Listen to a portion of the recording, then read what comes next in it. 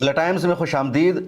नेपाल में भी गोदी मीडिया के पत्रकारों को मारा गया है, भगाया गया है, गो बैक का नारा लगाया गया है और गोदी मीडिया को नेपाल में जिस तरह जलील किया गया है, जिस तरह रुस्वा किया गया है, उसकी कोई मिसाल नहीं मिलती। और मैं नेपाल की गोदी मीडिया की बात नहीं कर रहा हूं, बल्कि नेपाल में भारत के गोदी मीडिया को जलील किया गया है, भारत के गोदी मीडिया को जलील करके निकाला गया है, गो बैक का नारा लगाया गया है। भारत में भी लगातार देश की गोदी मीडिया के खिलाफ नारा लगाया जाता है। आपने 12 वीडियो देखी होगी, कभी अंजना ओम केशव की, कभी चित्रा त्रिपाठी की, कभी रुबिका लियाकत की, इस तरह के कुछ और जर्नलिस्ट की जो देश के मुख्तलिफ इलाकों में रिपोर्टिंग करने जाते हैं, खा वो चुनाव का मौका हो या किसी नेता की रैली हो और वहां पर इनके खिलाफ जो ऑडियंस होती है वो नारा लगाती है, गोदी मीडिया गो बैक, गोदी मीडिया हम तुमसे बातचीत नहीं करेंगे। लेकिन यही गोदी मीडिया जब नेपाल पहुंची तो वहां भी इनका ज़बरदस्त स्वागत हुआ, इनको जलील करके, इनको रुस्वा करके। नेपाल की जो आवाम है, नेपाल में जो प्रोटेस्ट हो रहा है, तो जो नेपाल का गोदी मीडिया है, नेपाल का वो मीडिया हाउस जो सरकार के फेवर में खबरें दिखाता है, उसके खिलाफ तो वहाँ प्रोटेस्ट हुआ ही है। उसकी इमारतों को तो आग प्रोटेस्टर ने लगा ही दिया है, उसके जर्नलिस्ट को तो दौड़ाकर मारा ही गया है। लेकिन भारत के मेन स्ट्रीम मीडिया के जो जर्नलिस्ट पहुंचे थे काठमांडू में, नेपाल के दूसरे इलाकों में, वो आज तक का जर्नलिस्ट हो या जी न्यूज़ का जर्नलिस्ट हो या दूसरे मीडिया हाउसेस की एंकर हो या उनका कोई और रिपोर्टर हो, मेल हो फीमेल हो, हर एक को प्रोटेस्टर ने भगाया है, जलील किया है। जैसे उनको अंदाजा लगा ये इंडिया से आए हैं, उनके खिलाफ नारे लगने शुरू हो गए। उन लोगों ने एहतराम में बस इतना ख्याल रखा कि इनको आग नहीं लगाया, इनको मारा नहीं, बस कहा कि तुम लोग चले जाओ, कैमरा बंद करो, रिपोर्टिंग की इजाजत नहीं है, किसने तुम्हें यहां पर आने दिया, तुम्हारी हिम्मत कैसे हुई, जुर्रत कैसे हुई। अब जरा सोशल मीडिया पर वायरल होने वाली इन वीडियोस को देखिए। सारी खेतेको छ, यसरी लगेको छ भारतको मिडियालाई।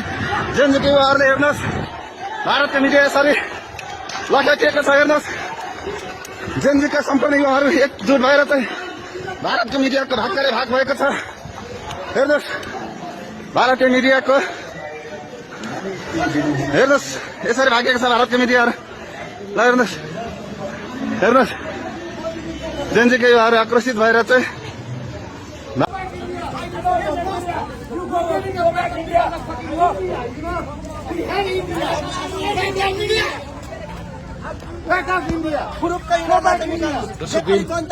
इन्डिया पत्रकार हुनुहुन्छ।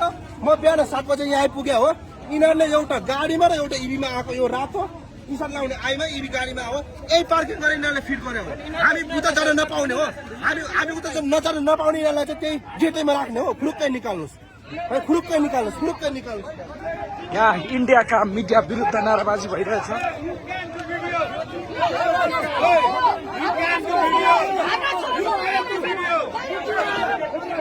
ए होइन होइन,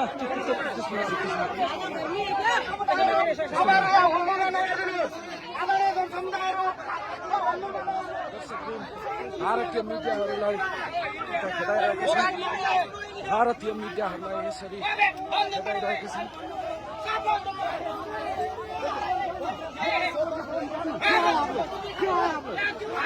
अथॉरिटी है क्या?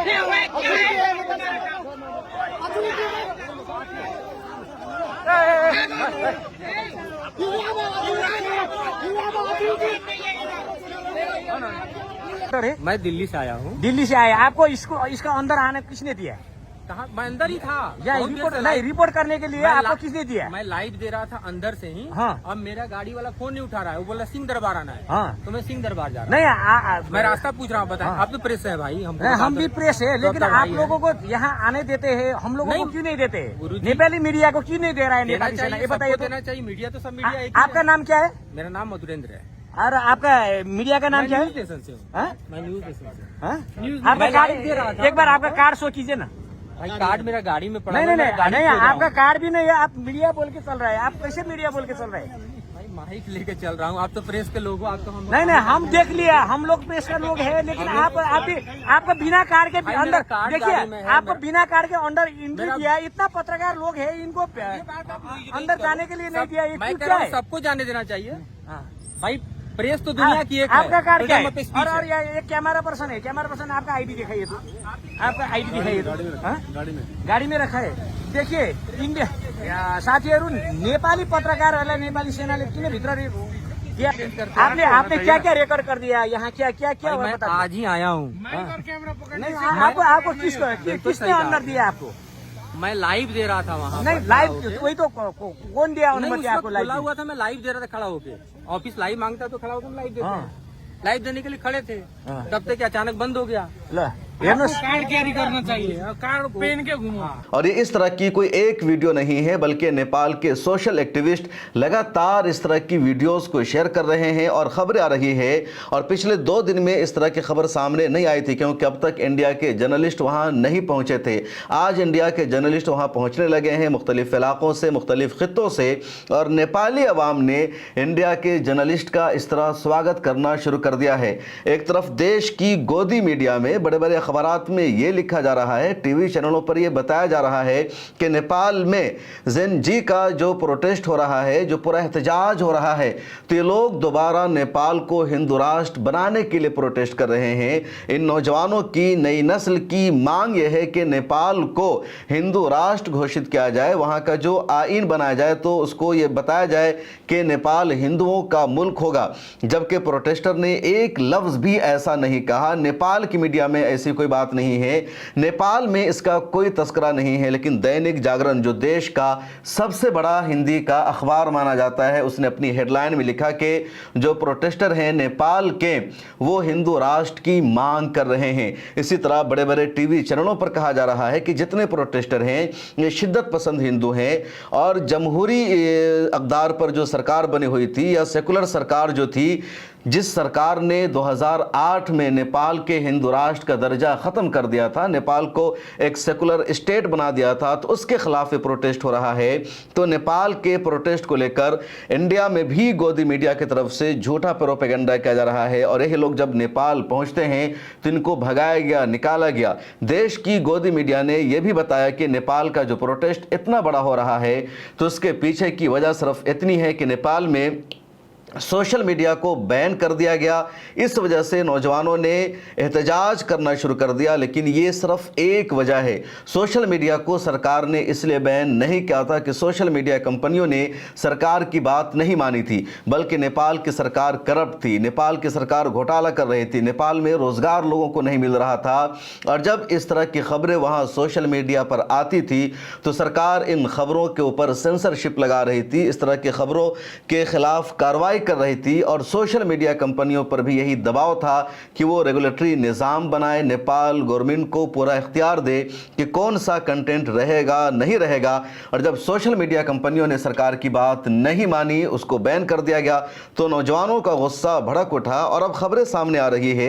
एक खबर सामने आई, नेपाल के ही एक एक्टिविस्ट ने अपने फेसबुक पर शेयर किया कि वहाँ की जो कांग्रेस है, उसके एक लीडर के घर से अरबों डॉलर रुपये मिले हैं और वो तमाम रुपये जलकर खाक हो गए हैं। आप स्क्रीन पर तस्वीर देख सकते हैं। इसी तरह साबिक वज़ीर आज़म के घर को वहाँ लोगों ने आग लगा दिया और उनकी वाइफ की मौत हो जाती है। ऐसा नहीं होना चाहिए। इसके अलावा वहाँ जितनी ऑफिस है, काठमांडू में पार्लियामेंट को आग लगा दिया, राष्ट्रपति भवन को आग लगा दिया गया, जो बड़ी बड़ी मिनिस्ट्री है उन सब को आग लगा दिया गया। जो दूसरे काठमांडू के अलावा नेपाल के जो दूसरे शहर हैं, उन शहरों में जो मेयर की ऑफिस है उसको आग लगा दिया गया, म्यूनसिपलिटी के दफ्तर को आग लगा दिया गया। नेपाल पर कल की वीडियो में मैंने बताया था कि किस तरह वहां के फाइनेंस मिनिस्टर को दौड़ा दौड़ा कर लोगों ने पीटा है, किस तरह दूसरे वजीरों को मारा गया है। और आज वहां की एक लेडी थी फॉरेन मिनिस्टर, उसकी तस्वीर सामने आई है, उसको भी जबरदस्त तरीके से मारा है प्रोटेस्टर ने। और आप उसकी तस्वीर देखकर आप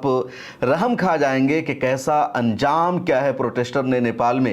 एक और बड़ी खबर है और इस खबर का ताल्लुक मीडिया से है। नेपाल का जो सबसे बड़ा मीडिया हाउस, उसका नाम है Kantipur media group. The Kathmandu post यही ग्रुप निकालता है और नेपाल में इसको इंडिया टुडे ग्रुप जैसी हैसियत हासिल है, या टाइम्स ग्रुप जैसी हैसियत आप कह लीजिए। लेकिन ये इदारा, ये मीडिया का ग्रुप लगातार सरकार के फेवर में खबरें दिखाता था, अवामी मुद्दों पर इसकी तवज्जो नहीं थी। नेपाल में बेरोजगारी है, करप्शन है, उस पर फोकस नहीं था। और यही वजह है कि प्रोटेस्टर ने इस मीडिया हाउस का जो दफ्तर था, आलिशान काठमांडू में इसकी इमारत थी, इसकी पूरी पूरी इमारत को, पूरे टावर को आग लगा दिया और वो तस्वीर भी वायरल हुई। इंडिया में भी ये खबर बहुत ज़्यादा वायरल हुई। तो जो प्रोटेस्टर है वो लगातार अभी तक एहतजाज कर रहे हैं। आर्मी लगातार अपील कर रही है कि आप लोग हथियार डाल दो, आप लोग प्रोटेस्ट ना करो, आप लोग हमारी बात मान लो, आपकी बात हम मानने को तैयार हैं। लेकिन प्रोटेस्टर फिलहाल कुछ भी सुनने को तैयार नहीं है।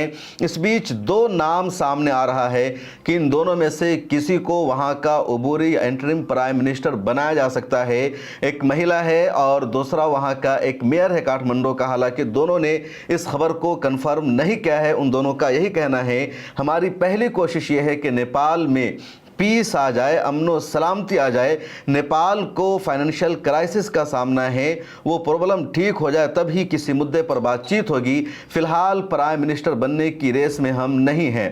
एक सुशीला कर्की है जो नेपाल के सुप्रीम कोर्ट की जज रह चुकी है। बनारस हिंदू यूनिवर्सिटी से भी उन्होंने तालीम हासिल कर रखी है, एक उनका नाम आ रहा है। और दूसरा नाम है बुलंद शाह का।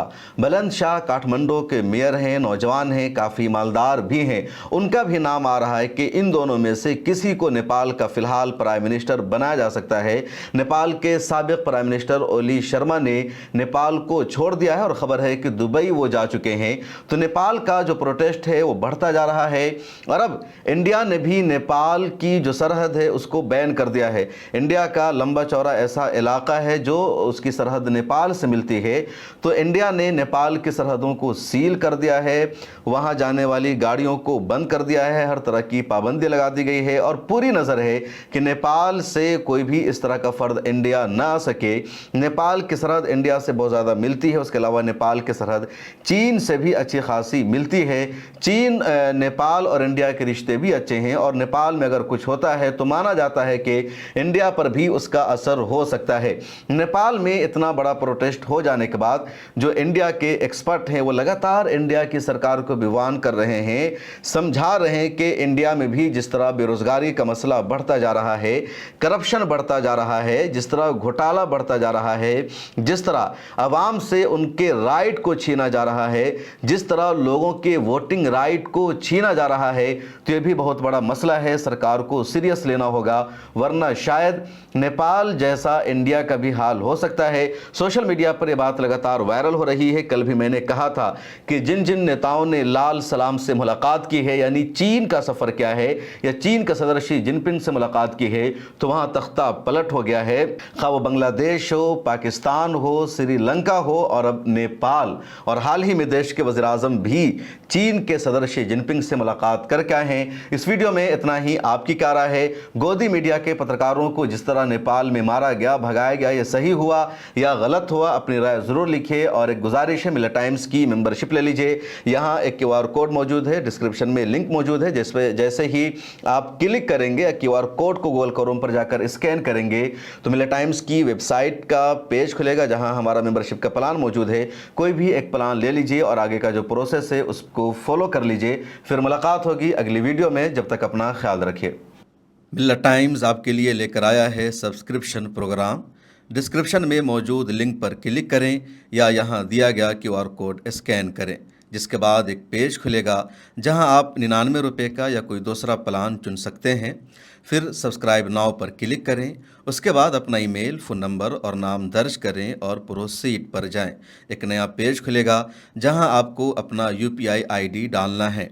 फिर फ़ोनपे, गूगल पे या Paytm पर जाएं और वहां जो नोटिफिकेशन आया है उसको ओके कर दें।